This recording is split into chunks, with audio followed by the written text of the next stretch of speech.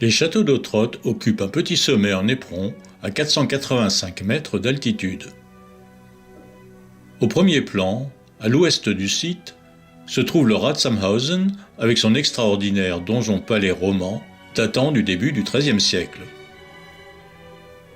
Son modèle se trouve dans le royaume normand de Sicile où les chevaliers d'Ottrott avaient fait la guerre vers la fin du XIIe siècle.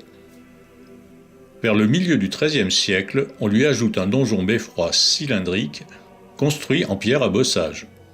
Au XIVe siècle, l'enceinte sera construite et vers l'an 1400, une étonnante barbacane y sera ajoutée.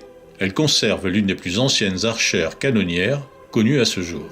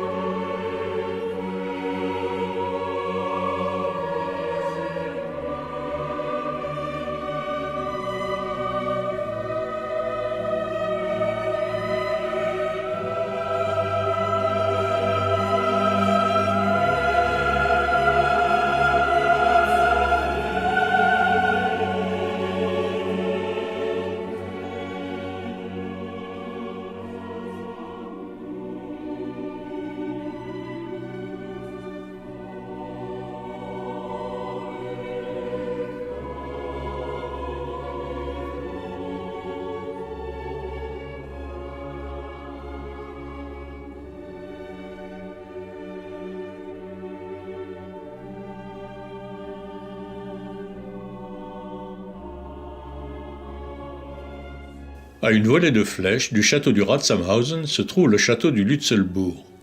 Situé à l'est du plateau, il s'agit en fait à l'origine d'un château de siège. Son enceinte pentagonale, dotée d'un éperon à bossage, fait face à l'ancien château, aujourd'hui complètement ruiné, et date en grande partie du milieu du XIIIe siècle.